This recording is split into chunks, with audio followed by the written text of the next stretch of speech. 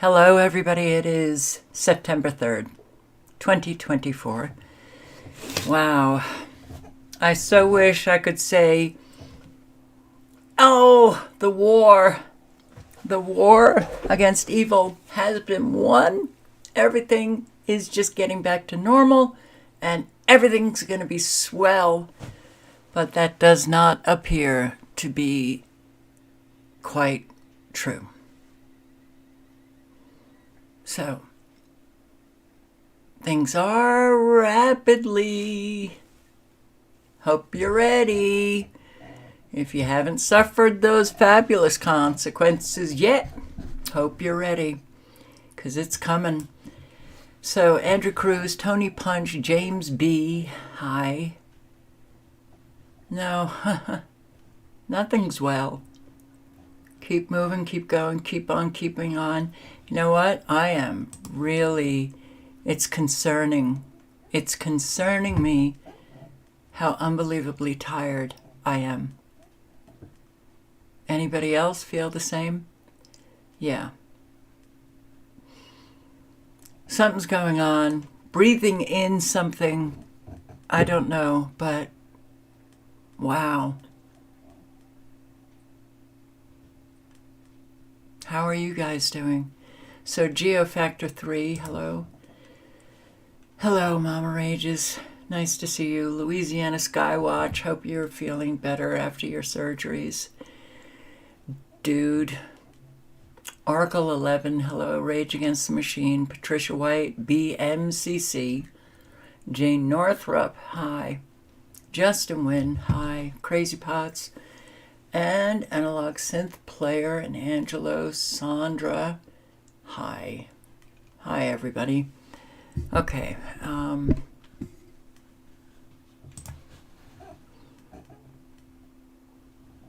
Breathing in mRNA.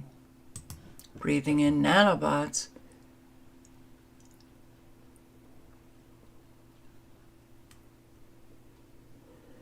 It's pretty bad. So, could they be actually spraying things that are making everyone tired? Spoke to a subscriber in Great Britain. She said the same thing there. Everybody's tired.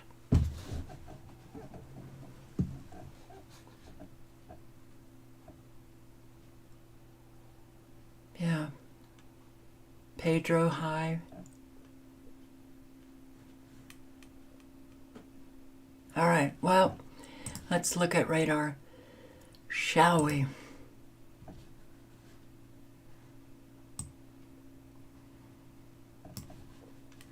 The nanobot, it's the nanobot hug of the west coast of Florida. Look at Alabama. And Texas.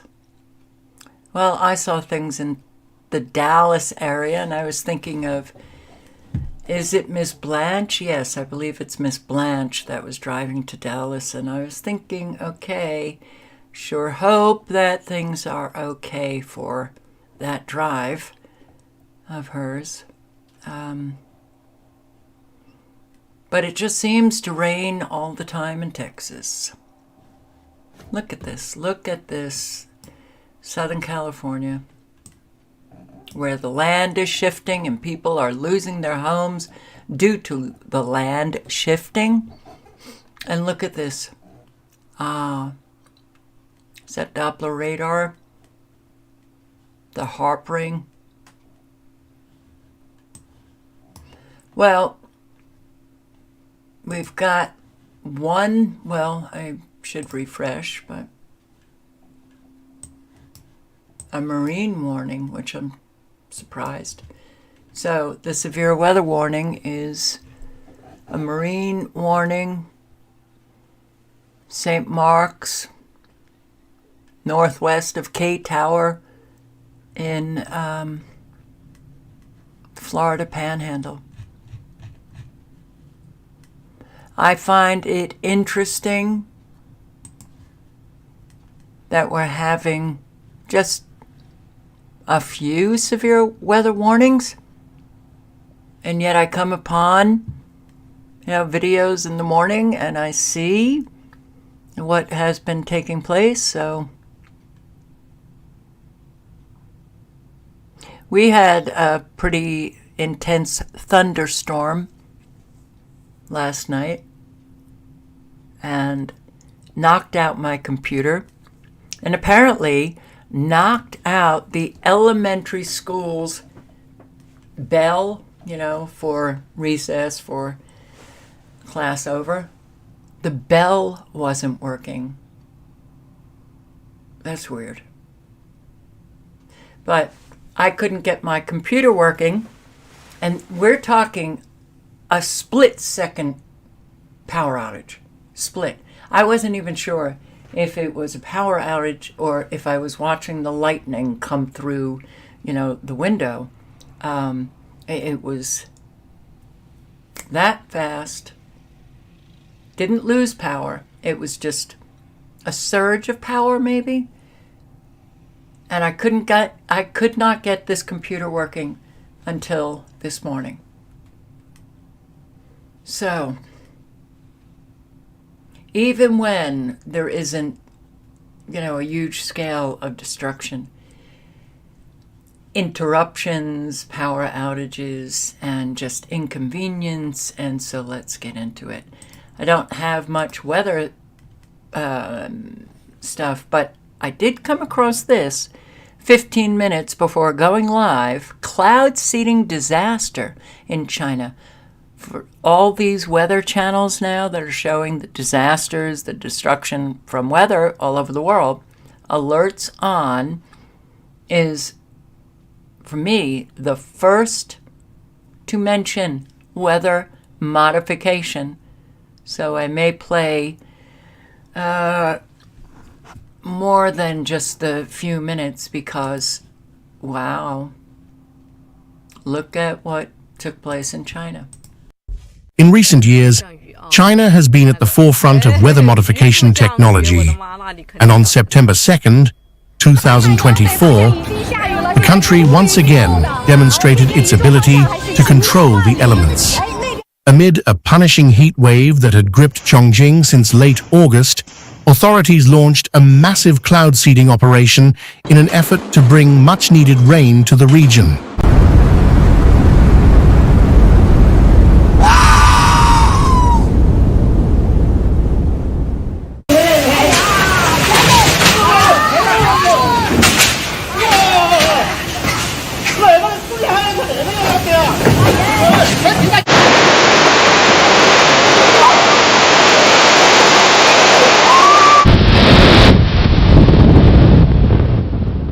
What followed was a dramatic turn of events that left residents both awed and alarmed.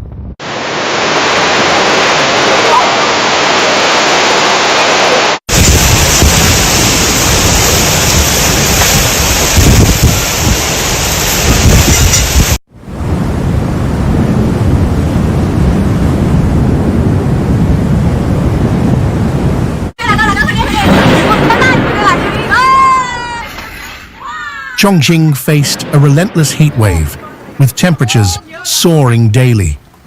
The local government, using advanced weather tech, saw a chance to bring much-needed rain as storm patterns formed over the city. This unexpected move offered relief to the desperate people of Chongqing.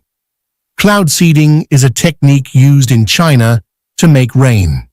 On September 2nd, 31 rockets with silver iodide were launched over Chongqing to encourage cloud formation and precipitation in an effort to combat drought and extreme weather. Thick clouds gathered quickly, blocking the sun. Heavy rain poured down for about an hour, with over 30 millimeters in some areas.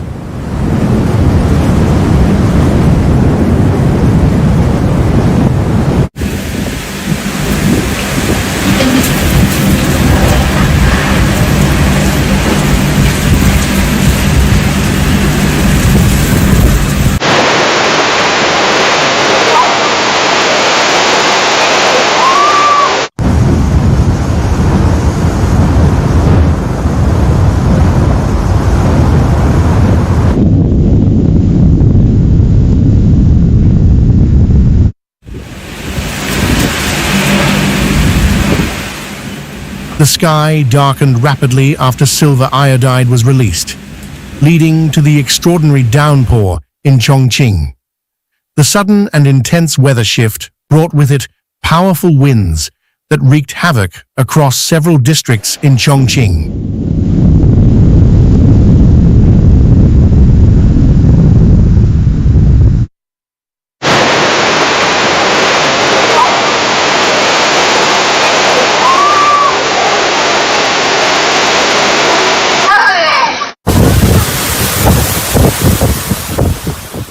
Trees were uprooted, vehicles were damaged by debris, and in one particularly severe incident, a gas station was blown apart by the ferocious winds.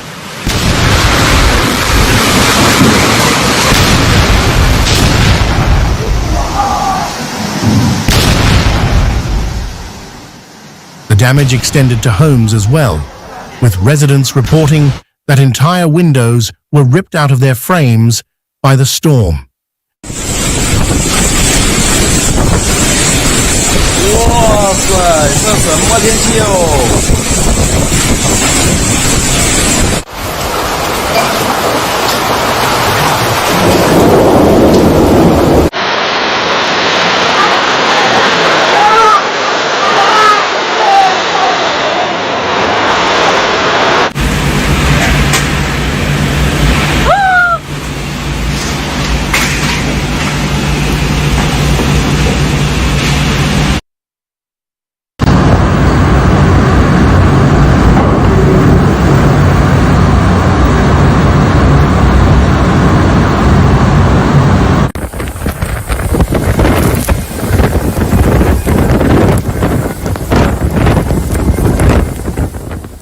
Among the hardest hit areas were Tongnan, Jiangjin, and Wushan, where the storm's fury was most intensely felt.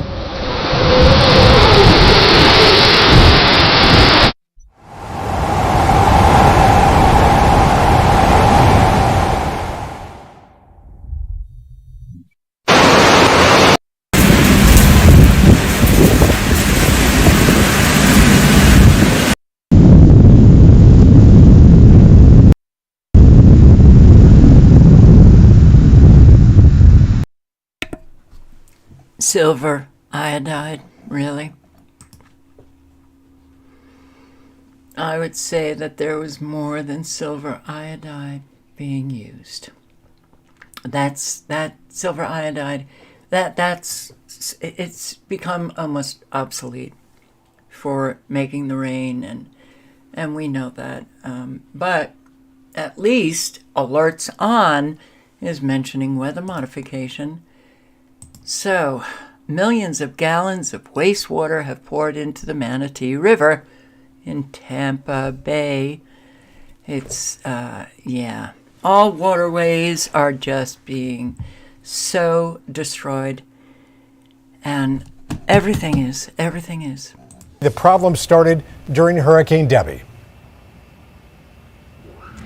Dave, the city says that the water filters inside this plant are clogged, and that's sending tens of millions of gallons of that partially treated wastewater into a storm drain that feeds into Manatee River and Sarasota Bay. Now, these dirt berms here are for if there are more discharges to prevent that wastewater from coming onto the street and neighborhood. For the watchdog that monitors water quality here, they say don't go in the water. I wouldn't go into the Manatee River right now. Suncoast Waterkeeper Executive Director Dr. Abby Turner says it was only told about the failure of the Bradenton Water Reclamation Plant because of the city's clean water settlement with the EPA over past failures. They have the money, they have the resources, they have the political will. Unfortunately, right now, it's just a matter of time. Part of the settlement caused the city to invest nearly $50 million into a new water filtration system, but it won't be done until next year. Tonight, the city issued new reports saying discharges continue. All told, more than 20 million gallons of wastewater. That's a lot of sewage that has gone into the Manatee River and out into the bay, and we're going to feel the impacts of that for years. Suncoast. They've got to up your taxes, Floridians, because they're just not stealing enough from you.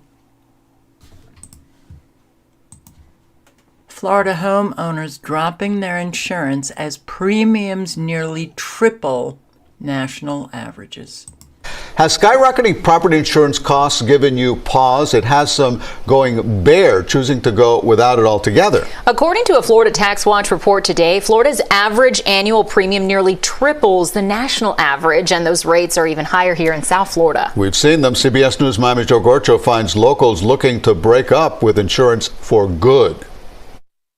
It's something I'd certainly consider. Mort Freeman has lived in his Coral Gables home for 17 years. He's had property insurance throughout this time, but rising costs have led him to wonder if he needs to change course. We're getting to a point now where it's really math. He says he's made significant home safety improvements to reduce insurance premium costs. The goal really is to keep the structure of the house intact, not lose my roof if we have a major hurricane. Even with all the upgrades, his annual premium is north of 10 grand. I know a lot of people have seen their premiums go up more. This includes a nearby neighbor who told me away from our camera her annual premium is more than $20,000, and she's considering going without insurance. Rising costs, particularly in South Florida, we're seeing more and more Florida homeowners make that decision. Mark Freelander with the Insurance Information Institute says a recent study showed 15 to 20% of Floridians choose to drop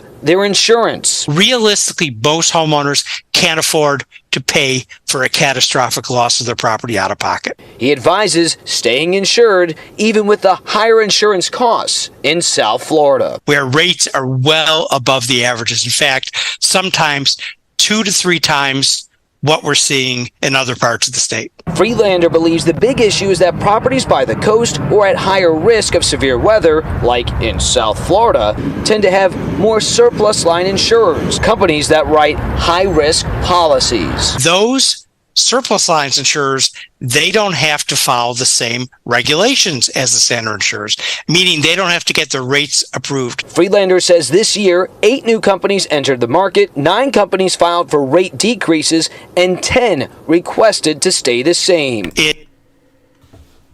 I think all Floridians, especially, are really feeling the impact of their insurance premiums rising. Another semi-truck fire causes complete I-80 closure. Complete Salt Lake City? Is that where the Parley's Canyon is? I think this is Salt Lake. Well, tonight, a huge Labor Day travel headache for drivers in Parley's Canyon. Westbound lanes near the mouth of the canyon are finally back open, but we are told that there are still delays of around 2 hours. The lanes have been shut down for about 5 hours, starting at noon when the brakes of a semi-trailer overheated and caught fire. The flames then spread about 20 feet up the mountain, but firefighters quickly contained them. Today, several Utah counties are under a red flag warning, meaning critical weather conditions. Look at, that's the backup at Snake Salt Canyon.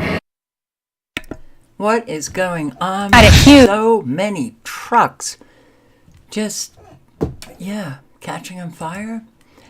But how about apartment buildings, apartment complexes, homes, multiple homes? What's going on? We seem to have an awful lot of fires that are damaging a lot of apartments and homes. And, well, what happens? The people are displaced. Miami condo fire. We know that right now she's recovering in the hospital after breathing in some of the smoke from this fire. As you said, she was trapped on her balcony for some time before firefighters could get to her. This was a dramatic scene at the time. She was screaming from the 14th floor balcony where you can still see the burn marks from that fire. And tonight, we're learning there was damage to several floors.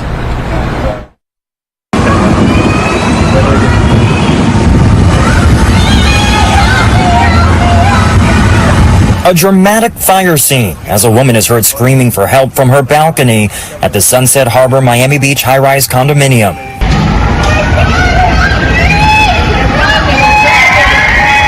her screams echoing down 14 floors of the building as residents looked on, waiting for firefighters to arrive.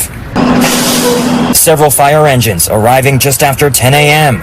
They went in as residents rushed out. The smoke overtaking the balcony the trapped woman was on. We were working in the apartment on the 7th floor and we started to hear the alarm. David Perry was working inside the building when the fire erupted several floors above him, not knowing if it was a drill until he saw the flames from outside. When I got to the 1st floor, then the guy at the desk, Carlos, he's telling everybody on the mic that it is a real fire. Firefighters were able to rescue the trapped woman and her 2 kittens. She was taken to the hospital for smoke inhalation while the kittens went to a veterinarian. Miami Beach Fire Rescue telling NBC6 several floors now have water damage due to the sprinklers being triggered, but residents were allowed back in once the fire was put out. You hear these alarms all day long and then all of a sudden they say it's real and everybody's got to scamper. Houston. Man found dead in Houston house fire. Good afternoon. I'm Shernmin Chow. First breaking this afternoon, one person found dead after a Southwest Houston house fire. It happened on Longbrook Drive. KHOU 11's Jalissa Garza joins us live from there with what we know. Jalissa.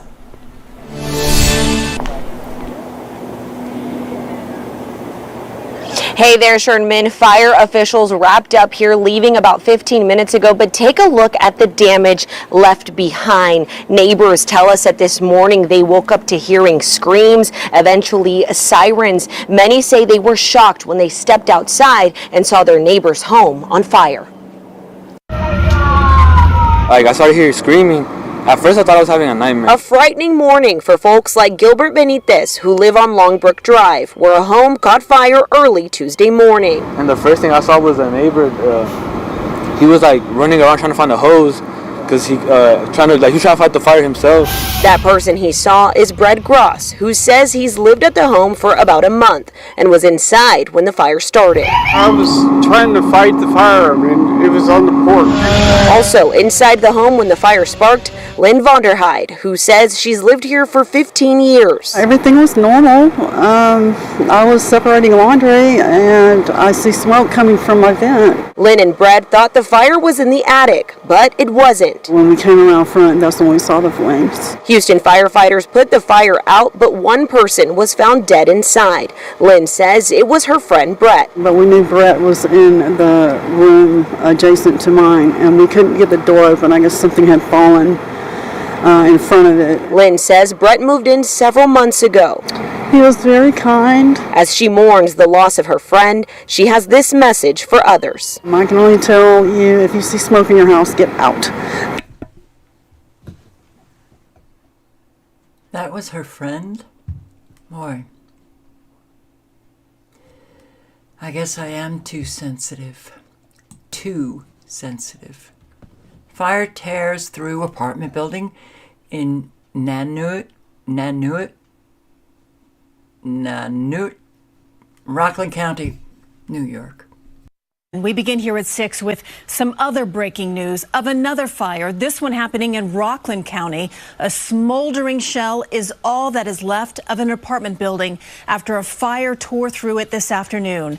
This is all happening along Avalon Gardens Drive, located in Nanuet. Let's go live now to Alicia Reed. She is at the scene with the latest. Alicia. Christine, only moments ago, firefighters stopped dousing that building you see behind me. They were fighting that blaze for more than 2.5 hours. 10 fire stations rushed to the scene, and they were able to keep the fire contained to one building. Now, this is the Avalon Gardens apartment complex, and the town supervisor says there was some sort of construction happening nearby, and gas may have contributed to how quickly the building went up in flames. That smoke and flames could be seen for miles. Now, the fire started around 3:30 this evening, and we're told within an hour the roof caved in. We're at Westerfield Lane and Richmond Lane. Gas has been temporarily turned off in the area, and while some residents were at work when the fire broke out, a few of them were home at the time and managed to get out. Thankfully, it appears that everybody made it out. One of the units appears to have been vacant, and there were people in 2 of the units when the fire started. They were able to get out safely. There were pets in one of the other apartments who were able to get out. Unfortunately, there were probably pets in the last apartment that likely died in the fire, but we're still trying to confirm all of that. Yeah, I think it's time to start questioning all of these fires that are taking place, because it seems a little odd that so many are happening on a daily basis. Okay, UK. Pay by mile. This is Neil McCoy Ward's video. And we're going to listen to a few minutes. What does he title this? And so it begins. Pay per mile and tracking. All right, ladies and gents, and so it begins. We previously talked about the CO2 measures around vehicles, which we talked about that and said that it's going to be very difficult to get that to pass. So what did I say I thought would happen instead? I talked about a pay per mile scheme a couple of years ago now. Guess what's just been announced 16 hours ago, although they've talked about this for a while, calls to introduce a pay per mile scheme for drivers.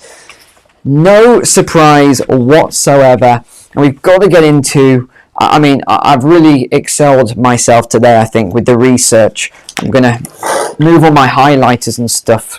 So much to talk about here and, you know, inform you of. So, very interestingly, the UK is quite a small island. If you've been to the UK or you live in the UK, I'm sure you'd agree, compared to, let's say, driving across America or somewhere else. The UK on those roads has 7,000 traffic-specific cameras. Were you aware of that? 7,000. But there's actually 7.5 million surveillance cameras in the UK. 7.5 million. Now, in 2022, these 7,000 traffic cameras resulted in prosecution, so keyword prosecution, of 245,000 people. It doesn't specify drivers, it says people, and talks about all sorts of things. Now, what I found really interesting is these new AI cameras that they are going to be upgrading all the road cameras. I started reading into all of this under the BSIA. I think that's the British Security something association anyway. Currently there's 1 camera per 11 people, and this is going to be ramped up with the AI cameras. Now, they said that these AI cameras are going to track, you know, license plates and things like that. I think there's a lot more to it, because I looked at the cameras and I looked at some of the specs. They also can look at your seatbelt. Are you wearing the seatbelt? They have facial recognition. They look at who is driving the car. In the future, they're going to link that to the insurance database to say, is this person supposed to be driving the car? It's all going to get very, very high tech. And they say this will result in more, yes, even more money for the revenue.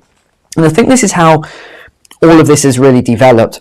You remember, if you've been on the channel a while, you remember a couple of years back I said this whole EV, electric vehicle business, is not going to work. Who are we going to see? Businesses are going to do it because of all the incentives. They can write it off, tax write-offs. Normal people aren't going to want these EVs. There isn't the infrastructure. There's lots of issues. There's even all the energy sanctions. I couldn't see it working. Not to mention the fuel duty. I said that's the big one. Fuel duty. How are they going to replace the fuel duty? They're going to have to go to a pay per mile scheme. Guess what? What is that? Mom, do we have more gum? Clorox cleans hundreds of messes and kills 99.9% of viruses and bacteria. We've got your back to school. Liberty Mutual customized my car insurance and I'm not, yeah. You can watch a lot of good information that Neil imparts. So the link is in the chat. I can't do this.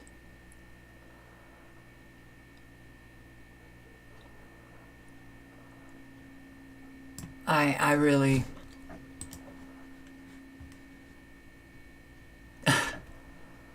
all these friggin' commercials.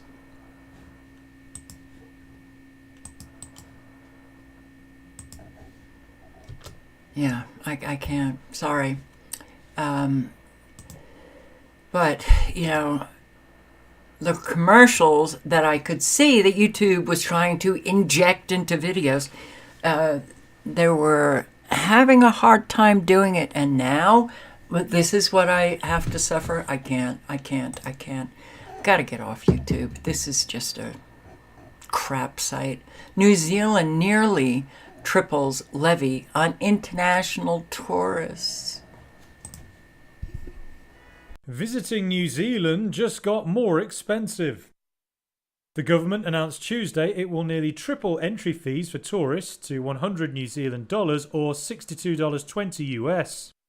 Authorities argued it would ensure visitors contributed to public services and high-quality experiences while visiting the country.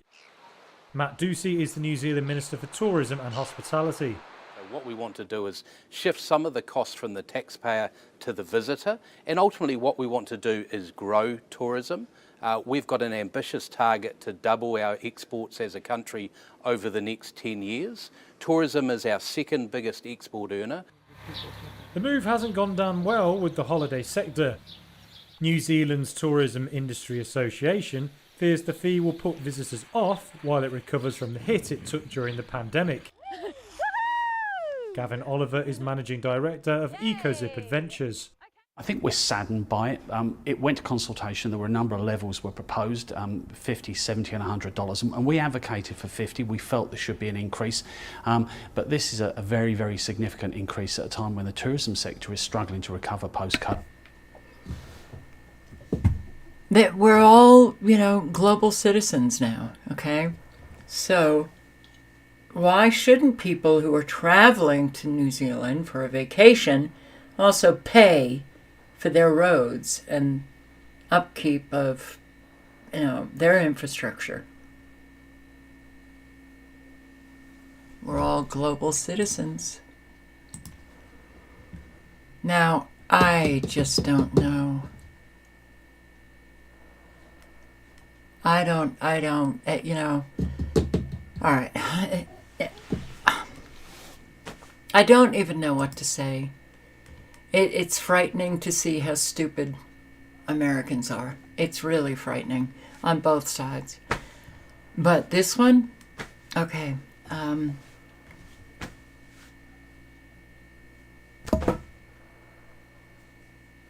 Okay. I'm just going to go to this one. I can't. This is the most embarrassing video in America today. I have recommended you subscribe to Peanut. The link is in the chat. To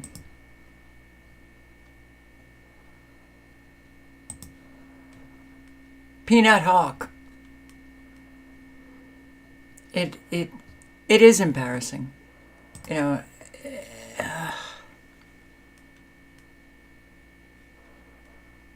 know, they're narcissists, that they're stupid, that they're, just depraved, no moral character, frauds. It's so obvious. And then you see Americans still applauding these people. It's so tiring. It's so exhausting.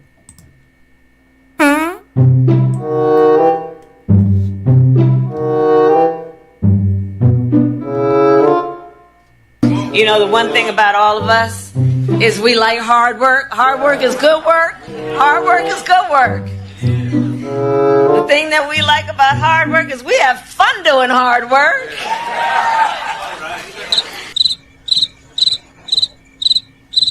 Is we like hard work. Hard work is good work. Hard work is good work. We have fun doing hard work. Tremendous amount of things you can cut. Let me be precise. What? Let me be precise.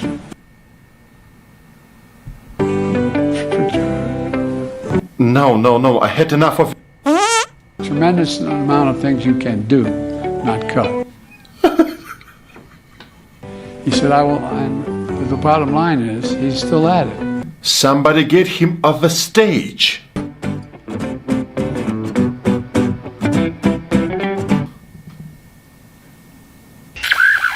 Am I allowed to take any questions?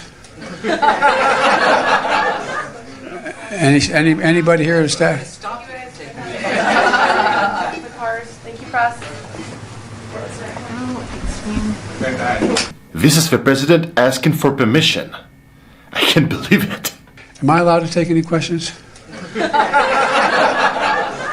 Most transparent administration ever. Holy cow. Last.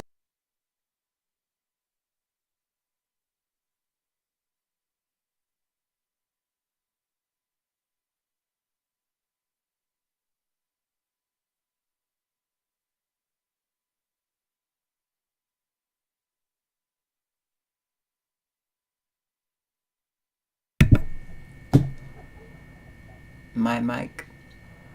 The idiocy, the lunacy, the manifestation of that movie, Idiocracy. It's so prevalent, it's so obvious today that you really, well, you know, when a people don't care, oh, they think they do, yada yada yada. Okay. And I guess they just don't care about everything. But we've become the biggest joke of the world. We've shown our face, we show it every single day, and we are just the joke of the world. Oh, those Americans, they thought that they were so special. They thought that they were exceptional. They actually believed that they were morally superior. And they thought they were brave and courageous. Do I need to say more? Women are tired of groceries being so expensive. Kamala Harris won't change anything. I'm just going to play this one woman. But, yeah, it's... Wow, there are a lot of people who are really having a hard time even just buying groceries. Yeah, that does not bode well for our country. I just spent $100 at the grocery store for barely a week's worth of groceries for myself. $100 for maybe a week's worth of groceries. That's if I really, really spread it out. $100 for myself for maybe a week's worth of groceries. You know, the craziest thing too that I'm seeing trending on TikTok is, if Kamala Harris gets elected, she'll bring down the price of groceries. If Kamala Harris gets elected, she's going to bring down the price of rent. If Kamala Harris gets elected, she's going to bring down the price of gas and electricity and all this other stuff. She has been the VP for almost 4 years now. She has been VP for almost 4 years. She could have done that shit now. She could do that shit now. What is stopping her from doing that shit now? You see, this is what I don't understand about some of you people, is you guys will listen and just gobble up anything that sounds good to you, knowing it's not going to come true. You guys are going to believe Miss Kamala Harris, the woman who made her career off of putting people of color in prison for marijuana. The same woman who laughed when she was asked of whether or not she used marijuana during that time in which she was putting people of color in prison for marijuana. The same woman who kept those same people of color in prison for longer than their sentences for cheap Californian labor. The same woman who almost got people killed for murders they did not commit. The same woman who is lying to you about her ethnicity, claiming that she is black. She is fucking Indian. The same woman who has made her career off of being on her knees, and not in the good way. You're going to believe her that she is going to change everything for the better. Miss Bumbling, Cackling, Fumbling Harris. You know, and it's crazy too, is I hear you guys say a lot that the president does not control the price of anything. So, tell me, how is Kamala going to lower the price of everything?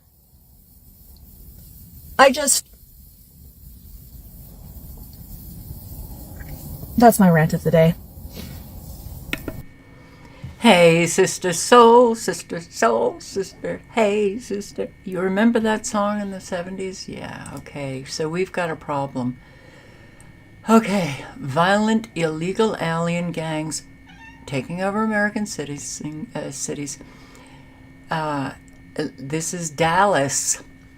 Group of Venezuelans beat a helpless man in Dallas as gunshots are fired off in the background.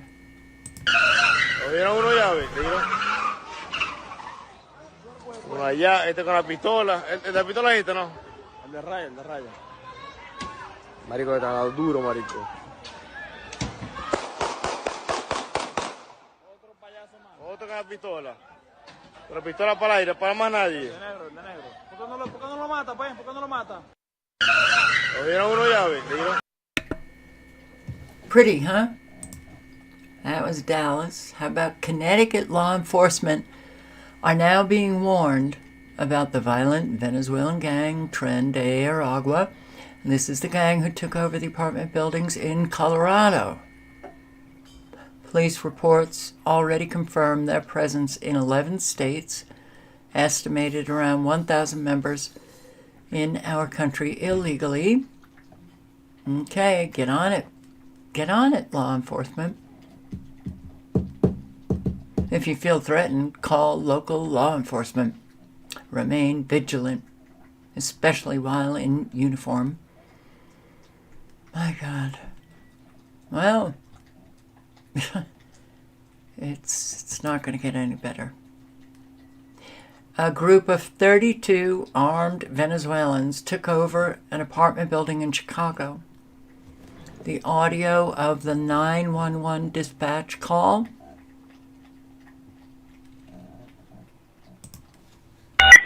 Unit 10-3, I'm citywide person with a gun, 6124 South King Drive. Caller says 32 Venezuelans are trespassing the building, showing guns in the courtyard, and they have motorcycles in the courtyard as well. Also, while they're filled, nothing further is unclear.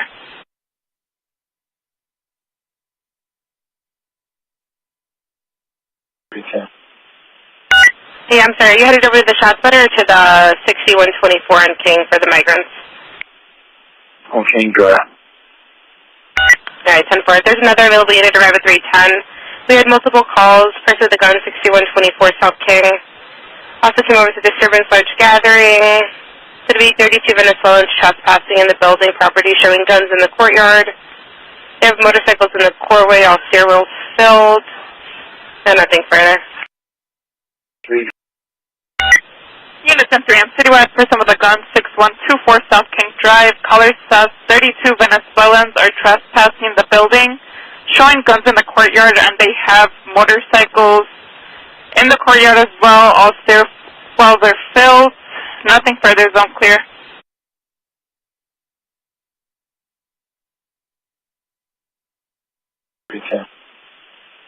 Hey, I'm sorry, are you headed over to the ShotSpotter or to the 6124 on King for the migrants? On King Drive. Alright, 10-4. There's another available unit, arrive at 310. We had multiple calls. Person with the gun, 6124 South King. Also came over to disturbance large gathering. To be 32 Venezuelans trespassing in the building property, showing guns in the courtyard. They have motorcycles in the coreway, all stairwells filled.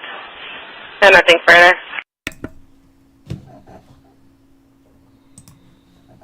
This isn't looking very good. Thank God we've got the Pals Angel. Well, they're going to have to speed up their motorcycles, get to Aurora, and then, well, now go to Chicago, Connecticut.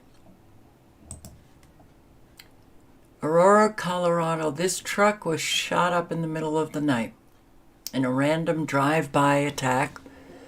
And this occurred just a few miles from the apartment complex that was taken over by the Venezuelan gang.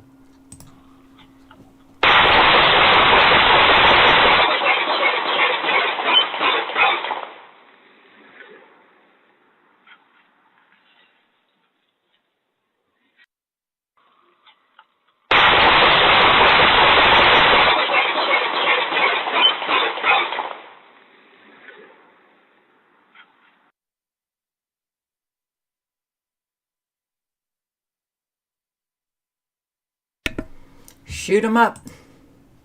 Chicago resident posts warning to Venezuelans taking over Chicago.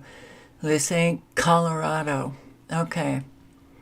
Well, Chicago does have some very tough people. They do have their own gangs. But when Venezuelan, this Tren de Aragua, is known as the most violent MS-13 on steroids. If there's a lot of them, well, I don't even think gangs in America, except for MS-13, maybe Bloods and Crips, I don't know. But we're talking cruel, that I don't think a lot of Americans can even comprehend. Okay. To all Venezuelans in Chicago, this is the warning. If you ain't on no bullshit, stay neutral. Somebody please translate. Stay neutral. If you know somebody that's in your building on bullshit, don't let them run in that building, and don't let nobody see them run in that building. Because once word get out that that's the building that they in, they gonna chop that bitch down. Whatever building, the abandoned building y'all occupying and all that shit, yeah, you better get your food and just stay in the house. Because they come out doing some bullshit. Y'all gonna regret that. You're gonna really regret that. So, I don't speak Spanish, so somebody need to translate. I hope they got TikTok that translate, I guess. They can kind of make me seem like I'm speaking Spanish. But anyway, take this like a grain of salt if you like. But this ain't Colorado. This ain't Utah. This ain't none of them places. This is just like where you from. The only difference is y'all use a lot of handgun, old revolvers, and machetes and shit. We got switches. We got switches. If you're not familiar with what a switch is, we will show you. We don't really be with all the telling and shit. But we will definitely show you what a switch is. So, again, somebody translate. Yeah. Make this known. This ain't like Colorado. I'm just saying. Well, I don't know how much of a warning that's going to be for the Tren de Aragua. I don't know what a switch is. But, yeah, well, The people are vulnerable. And this is the treason brought about by not only the Biden administration, but Republican administrations. This has been going on for a very, very, very long time here in our country, the open border. Okay, so who gets hurt by it? We all do. Kamala doesn't, Joe doesn't, Trump doesn't. We do. We pay the price. Good job, Americans. Good job. Not holding accountable and demanding that, oh, wait, immigration law. That's right. We have an immigration law. Enforce it. No. But I have walked also with really bad people. And one of the caravans, I was the first one to whistleblow this in the year 2021. I started saying to the American people in one of the caravans, I have documented and walked 11. And I said to the American people, El Tren de Aragua is coming to your border. El Tren de Aragua, it is one of the most dangerous gangs that operates from the prison in Venezuela that is already violently, delinquently operating right now in the United States. And it's extremely famous right now because of the mode of operandi, what they're doing. And I started saying to the American people, the majority of these men that they're here, they're part of this gang and they're coming into the United States of America, and nobody's going to stop them. And that news got out, and now all of a sudden you have this, something that is normalized. But I have walked also with really bad people. And one of the caravans, I was the first one to whistleblow this in the year 2021. Really bad people. Really bad people. So, let's listen to JWTV, and I will post the link. A whole lot are saying that, yeah, things are going to be happening around the election. A whole lot are saying that a whole lot can happen before the election, but just think about it. Suspend the election in the good old US of A. I could see that happening. 2 insiders exposing the attacks before the election. We have the one from my internal source, and then we have another one that's come out. We're going to show you both of those video clips, and then we're going to dive deep into the live simulations we're about to go through this month. This is all going to play a part in what we're about to experience, so you really want to stick around here to find out what's going on. Now, the target zones we showed you in the map in the last video. First off, this guy was a Chief of Office, Secretary of Defense assistant, and you need to listen to what he says first, and then we'll take you into everything else that you need to see.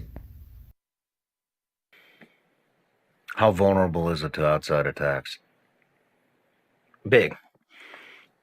It's big because once they hit it, we can't fix it fast. Look, we just saw Paris during the Olympics just got blacked out. Ain't a coincidence. I think we have an ability. That's why I think this election is so important, not just for everything we've talked about to this point, but in terms of national security and defense, which is sort of my wheelhouse. How likely is that method of attack, do you think, from Russia, Iran, Korea, China? Something's going to happen, if not already. Here's the other thing.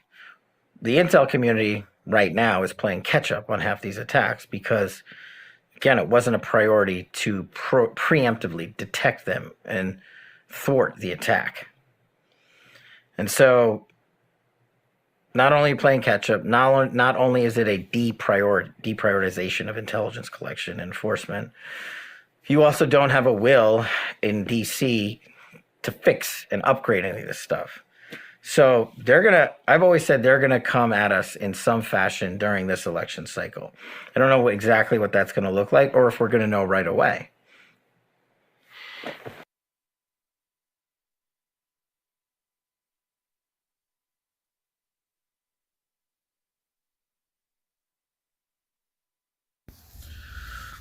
So with that being said, the continuity of government plan that he was talking about in here starts in October. I was given info from my inside source about what was going to be coming in the coming weeks. I'm going to let you hear that clip. We protected his voice with technology. Listen to this. I told you it was coming. They've been talking about it and talking behind closed doors, so I need to give you some information. From Homeland Security, intel was put out only to law enforcement, not publicly. We are getting intel of a large-scale EMP attack from Russia in the upcoming weeks, so I don't know if this is legit intel or a false flag event. But regardless of what it is, it will be harmful and disruptive. Homeland Security has advised local law enforcement that an imminent attack is going to happen in the coming weeks, and they're saying the attack could shut down the entire grid of the United States. And we are to be on alert and get our priorities together before it happens on what our response would be and how to handle the situation without communication. When I tell you that I have a very bad gut feeling that something that we have never seen in our lifetime is going to happen extremely soon. If this information is not getting out, people will be blindsided. And I don't like people being in the dark. There should be full transparency. I mean, I'm already under investigation from the FBI. And so I'm trying to be more covert how I give you this information. I will say, just me being observant, I have seen a lot of military activity and movement. I don't know if any of your viewers have said anything like that, but I've seen a lot of helicopter movement, vehicle movement. Stay vigilant. What kind of movement have you been seeing? Let us know right now in the live chat, in the comment sections below, so we can stay updated with that. 2024 elections is not too far from now, and this is why the chaos have started to kick up.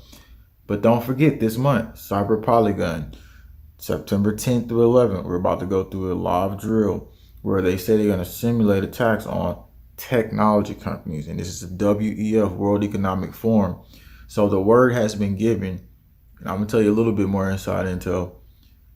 This is the gang that's basically in America right now, and this is Trend, however you say the name of the gang, but this is their other gang in Venezuela. They're very highly organized. They've cut through people's floor to get saves money. Like, they're really a criminal organization. They've been given the green light to go.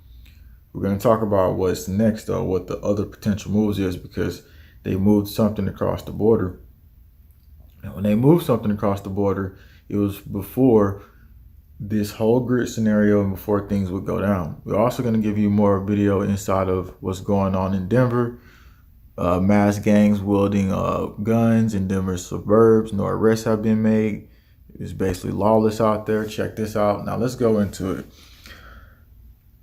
My insider was telling me, he said, look, we got intel that something came across the border. Dirty bomb, nuke, something like that. And so before all the chaos sets in and ensues, they're now initiating the teams on the ground. That's why we hear about all these takeovers happening. So this one guy came across the border and he was saying that, oh, he was coming to the U.S. to make a bomb. And the guy was headed actually for New York.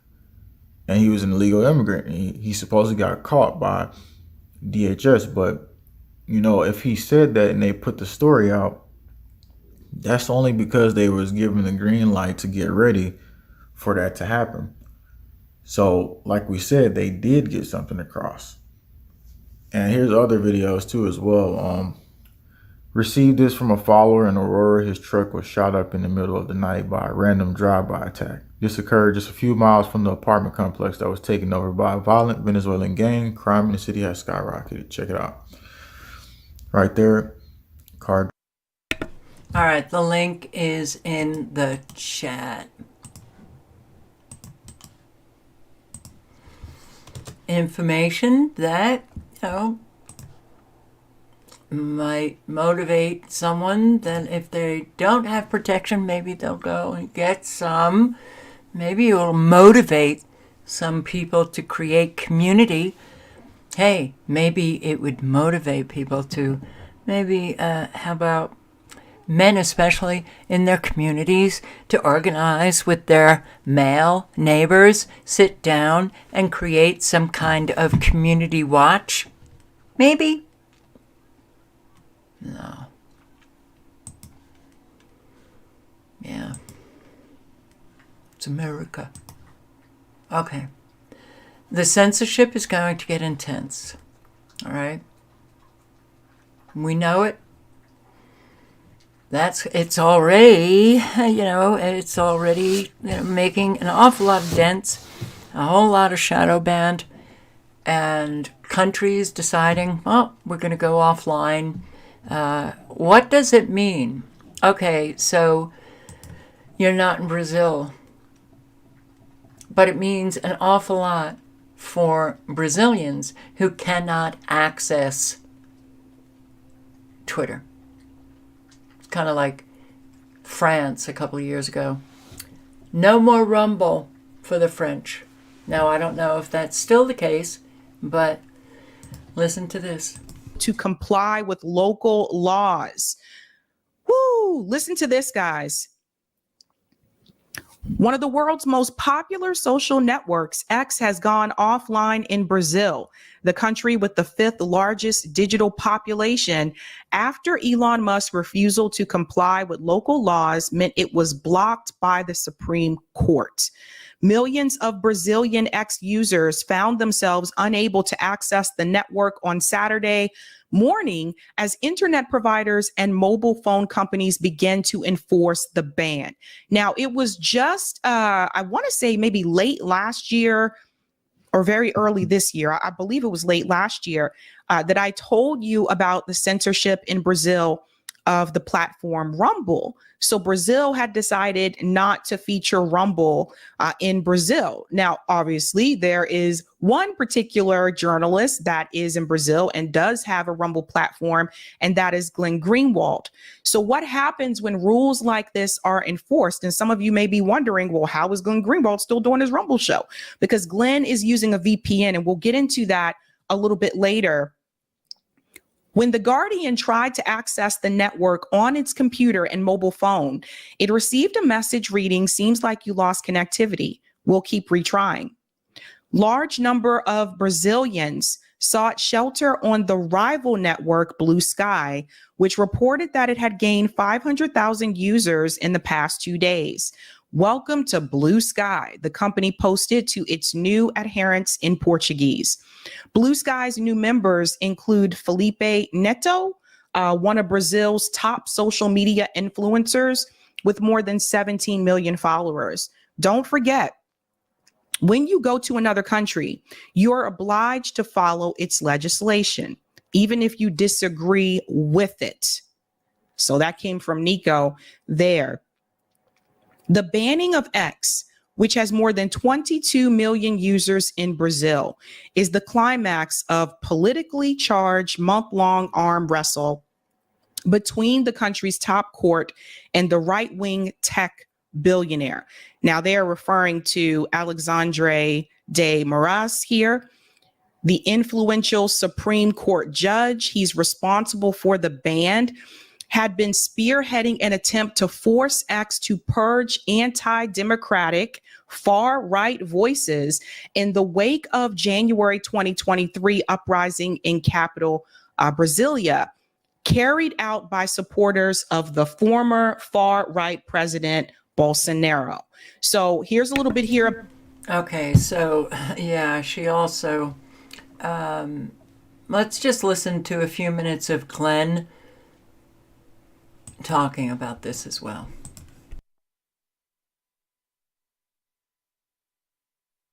Reuters today, quote, "Brazil's top court threatens to suspend X by Thursday night." That's tonight. Quote, "A Brazilian Supreme Court justice on Wednesday ordered billionaire Elon Musk to name a legal representative for his messaging platform in X in Brazil within 24 hours or face the site's suspension in the country. Early this month, X announced it would close its would close its operations and fire its staff in Brazil due to what it called, quote, censorship orders from the judge, Alexandre de Moraes. X, at the time, claimed Moraes secretly threatened one of the country's legal representatives in Brazil with arrest if it did not comply with legal orders to take down some content from its platform. By the way, that was not a secret order. That threat was very explicit, that they would arrest executives of X in Brazil immediately if those censorship orders were not obeyed. Quote, in Wednesday's ruling, Moraes says that under the country's law regulating internet issues, companies that do not respect Brazilian legislation or the confidentiality of private information could have their activities temporarily suspended. I believe the deadline for this was 8 o'clock Eastern, 8 o'clock p.m. in Brazil, which is 7 o'clock Eastern here in the United States. So we'll check online to see whether or not this has already happened, but certainly the deadline has already elapsed, and a lot of people in Brazil are wondering how much longer will we have X available to us to conduct our public debates, to hear about news, to communicate, to organize. Here was the order from the STF, which is the, basically it's an acronym for the Supreme Court, the Supreme Federal Court of Brazil. There you see it's a summons, and it was posted on X, which is not even a legal order. But because there's no one in Brazil to accept this order, the STF, the Supreme Court of Brazil, just went on to X, and underneath the government affairs account of X, posted what they purported to be this legal order, a summons for Elon Musk and global affairs. It says Minister Alexandre de Moraes orders the Justice Secretary of the Federal Supreme Court to notify Elon Musk by electoral means of the decision given in the above-mentioned case on August 18th, which determined the summoning within 24 hours of the name and qualification of legal representatives of X Brazil in national territory, duly proven with JUCESP under penalty of immediate suspension of the activities of the social network X until the court orders are effectively complied with and daily fines are paid in accordance with Article 12, Section 3 of Brazilian law. Now, let's pause here for just a second before he gets into a little bit more detail, because one thing. All right, I'm going to post a link. This is very, very serious, you know, and when you think about, well, Bangladesh, the country, had banned their social media because of all of the protests that are going on in Bangladesh. I just learned, you know, from a subscriber who lives in Ecuador, that Ecuador actually blocks, or no, I think it's the United States. Some states block Ecuador, or the other way around. And all of this, also the founder of Telegram, who has been arrested and charged in France because, well, he wasn't following EU guidelines.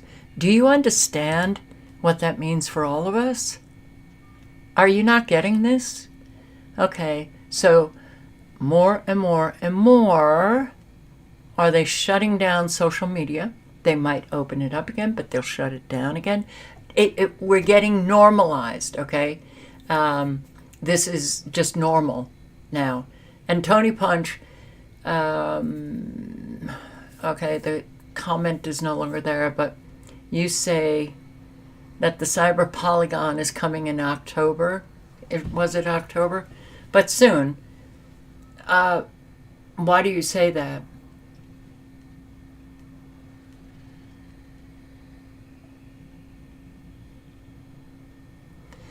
But there's so much going on that we don't know. All of the power outages, all of the cyber attacks, getting people used to all of these disruptions. But a really big one is coming. So I would take seriously everything that's going on. Not dismiss it.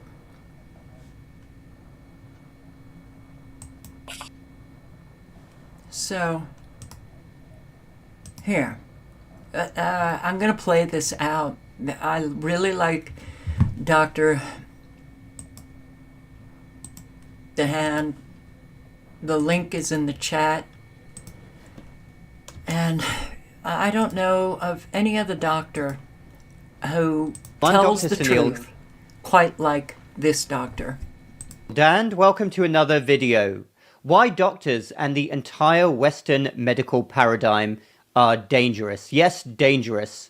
Am I saying that every doctor out there goes to work wanting to do dangerous things and inflict harm? Absolutely not. But the system is rotten to the core, and doctors must accept this and also accept collective responsibility. The medical profession has failed to speak up, and as a result, we have an entirely collapsing system and a paradigm that is really hurting people and inflicting great harm on people. And know this, the patience of the general public is wearing quite thin.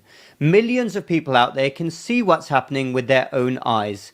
The healthcare system is failing them. The entire philosophy of prescribe isn't working. People and their family members are sick, no pun intended, of seeing themselves and their family members get sicker every single year.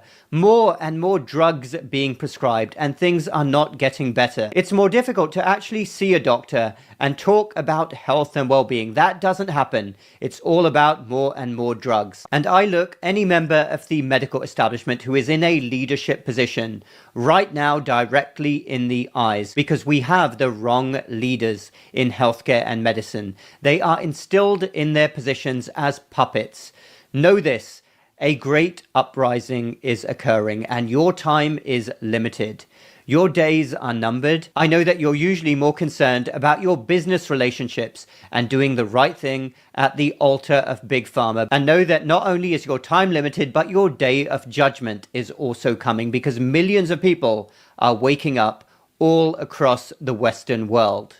And this was put brilliantly by the excellent Bill Maher in his recent segment, and I want you all to listen to this. And finally, Neural, someone has to tell me why we love taking the piss out of lawyers with lawyer jokes, but never doctors. And yet, doctors killed Matthew Perry. Just like they killed Michael Jackson, Prince, Tom Petty, Elvis Presley. Doctors have killed more rock stars than twin-engine planes. The medical industrial complex says there are these are just a few bad apples, but are they? From 2006 to 2019, over 145 billion oxy and hydrocodone pills were prescribed, resulting in over 210,000 overdose deaths, and they weren't prescribed by the opiate fairy. Ooh, yes, I completely concur with that. Excellently said, Bill. Seriously, could you be any more irresponsible? Fentanyl is a drug 50 times stronger than heroin that no one heard of 10 years ago, and now it's killing thousands of people who probably started on oxy first. I've been railing against the Western medicine approach to healing for a very long time, and a lot of people hate me for it. They hate me for being honest about obesity, for questioning how we handled COVID, for lots of stuff. Because it turns out medicine is a lot like religion. It has to do with your mortality, so it's super scary, and people just want to believe in some kind of priesthood who tells you they know what you couldn't possibly know, and only they can keep you safe. But if doctors really were so infallible, then why are there so many TV shows about an eccentric genius doctor constantly proving that all the other doctors are idiots? Oh my goodness, that is so true. Did you know that only 2 countries in the whole world allow prescription pharmaceuticals to be advertised on TV? One of those countries is us, where over $1 billion a month is spent on ads. There's no problem you can't fix with a pill. Even if your problem is you take too many pills, we have a solution to that: another pill. We're so numb to drug ads, we don't even question the logic of, ask your doctor if it's right for you. How incompetent is my doctor if I have to let him know that the best remedy for what ails me is a drug he didn't even think of? What else doesn't he know? I'm starting to wonder if there's really no better way to check for cancer than through my ass. Matthew Perry asked his doctor, is ketamine right for me? And his licensed and trained legitimate doctor texted another doctor and wrote, "I wonder how much this moron will pay. Let's find out." Apparently, the Hippocratic Oath now means first do no harm to your bank account. Sometimes it takes a village to kill an addict. Matthew and I weren't super close, but he was enough of a friend and enough of a good guy to make me very angry when I read about all the enablers. I mean, done in by your assistant to a celebrity, that's the cruelest blow of all. Matthew's last rehab was at a pricey clinic in Switzerland where instead of weaning him off the drugs he was on, which is how we naively assume rehab works, they simply gave him a different drug, which accomplished the goal.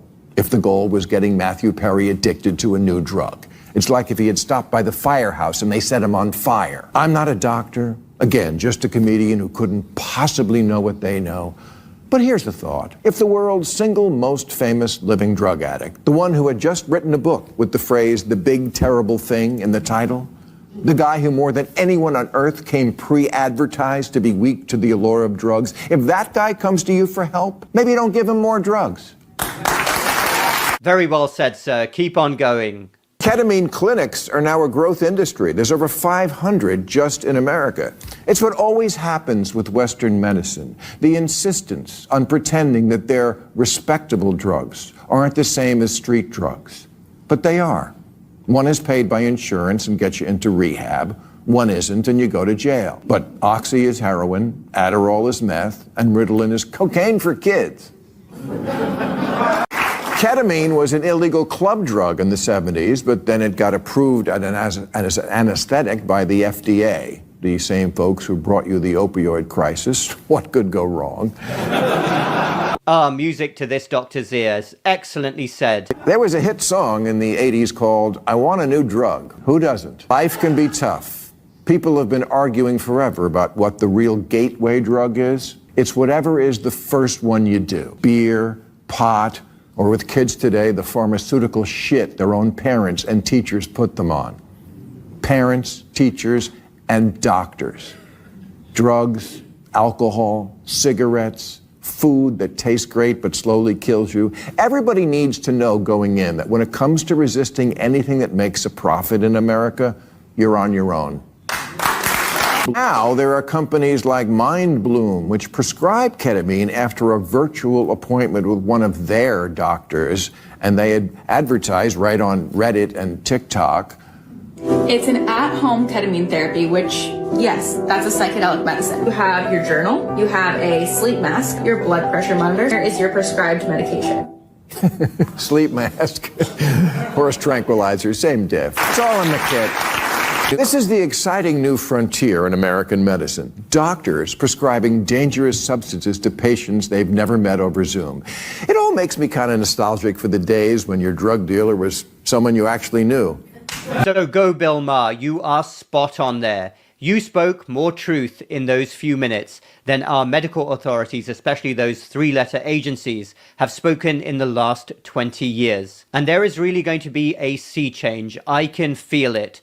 More members of the general public are waking up to the fact that the Western medical paradigm is not only failing, but it's also making them and their families sicker. Only a complete and utter revolution in healthcare will do. We must defund and disband all of the health agencies currently, those three-letter agencies, and build again from scratch. Devoid of all of the conflicts of interest and truly focused in the future on the health and well-being of the people that the health authorities are really supposed to serve. That is the only hope for the future. There must be a revolution in healthcare. And I hope that people like Bill Maher speaking out on primetime TV is a sign of a great uprising, an awakening of the general public. Thanks everyone for watching, Dr.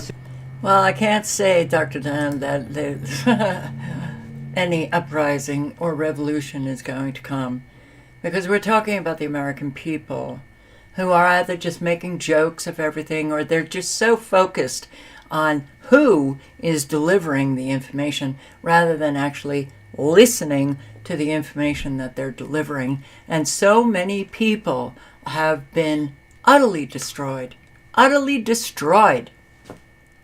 by the whole big pharma, the medical profession.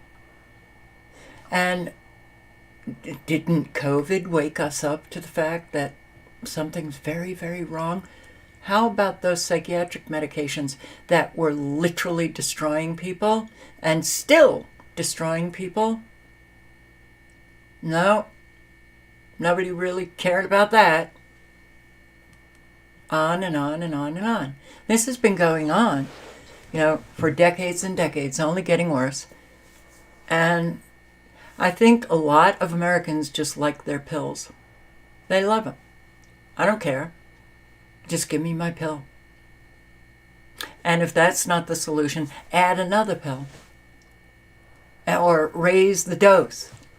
Or this, that, and the other. We are such a messed up people. It is beyond comprehension. It truly is. It's just beyond anything, and you need to care about things. And there's not a lot of Americans who actually care. Not, The FDA, Big Pharma. I was a practicing attorney.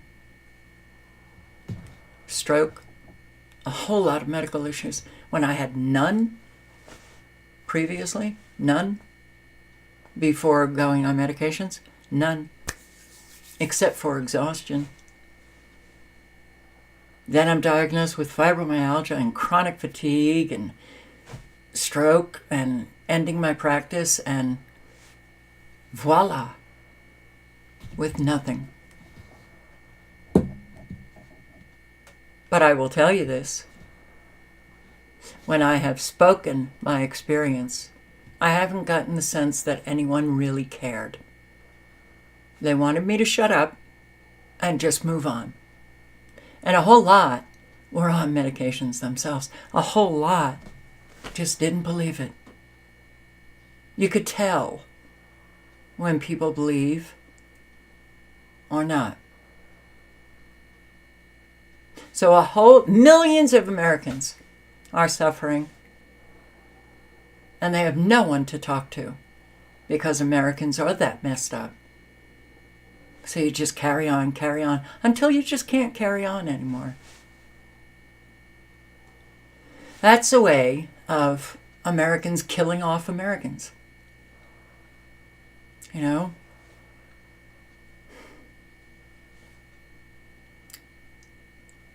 It's, I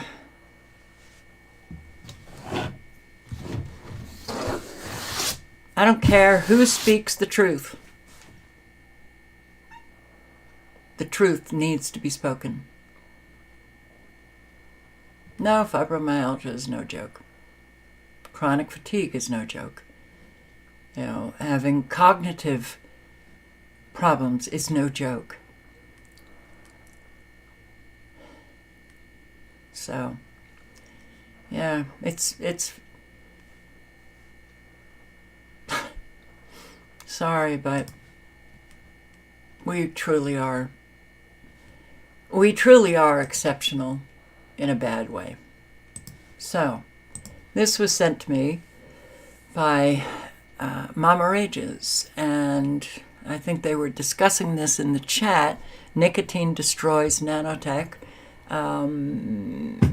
And I don't necessarily think it's the cigarettes that people smoke, because there's so many chemicals now in that tobacco, but I'm not entirely sure because of the language of this video. It's not a video that I can play outright on YouTube, but the link is in the chat.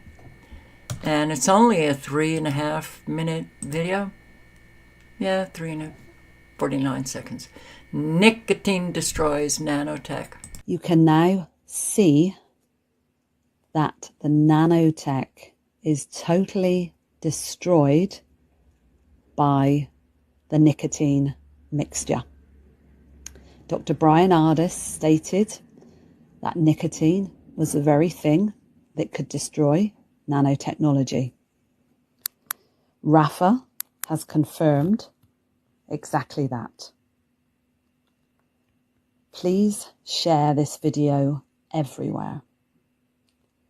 We are now looking at how we can deliver nicotine in the correct dosage in a liposomal form, just like the liposomal and microsomal that we use on the EDTA, which obviously gets rid of the spike protein shedding and helps in vax injury. This is life-changing.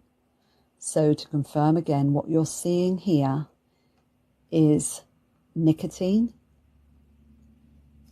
steeped in distilled water being placed on dental anesthetics, and you can literally see the nanotechnology dissolve, be destroyed, and By the way, this is the nanotech dental anesthesia, I believe.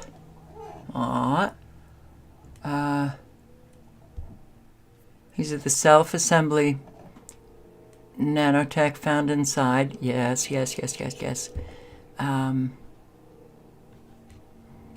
Okay, so, but all of these little, squares.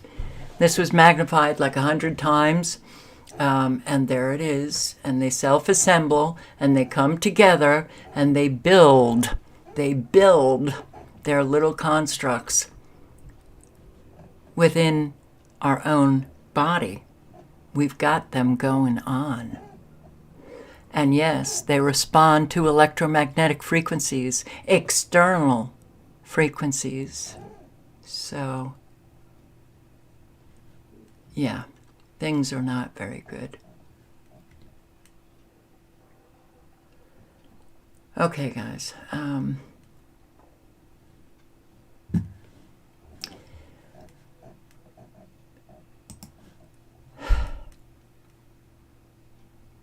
I'm going to get going because I don't know what the hell is going on with me, but I'm not feeling very good. But I need someone who knows StreamYard, who can walk me through some of the features that I want to access on StreamYard. There is one person I know. I'm very frustrated with myself that on a relatively simple, program, I can't seem to figure things out. So, and I don't have anyone here, and so.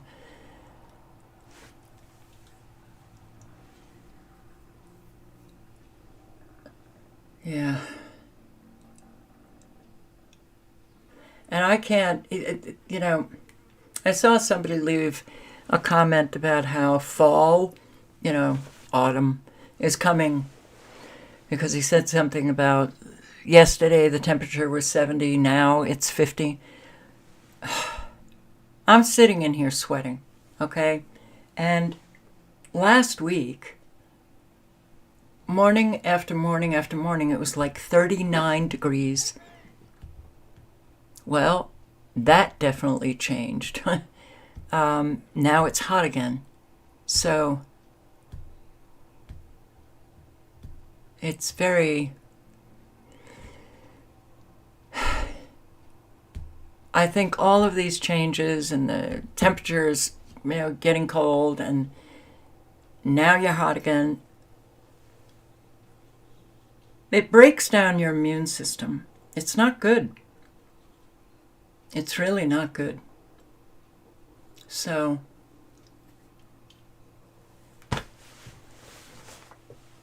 and I hate, how I'm feeling, and I hate that it's really interfering with an awful lot that I want to be doing, that I have to do. All right, so on that note, I'll leave this open. You can talk amongst yourselves, and yeah, live honestly and speak honestly. It's the only way to change the world. Yeah, it's true.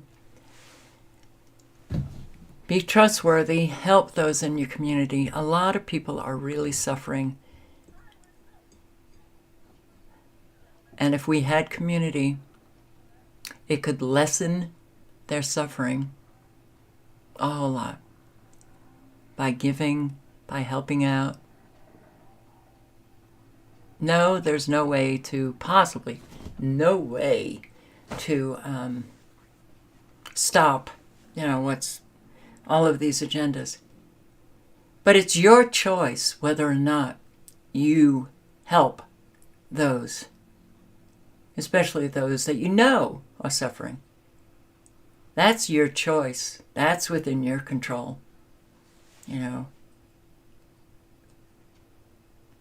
And there are so many. So thanks for showing up. I do hope to see you tomorrow night, and good night, good luck. I say ciao, but you can talk amongst yourselves for, a couple of minutes. Okay. Bye, guys.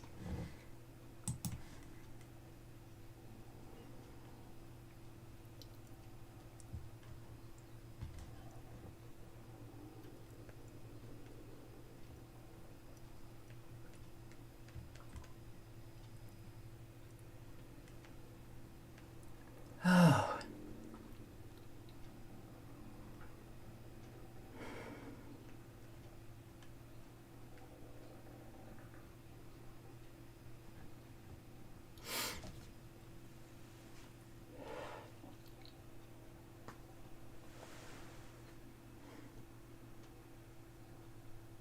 Oh my God. Oh. Forgot to turn the mic off.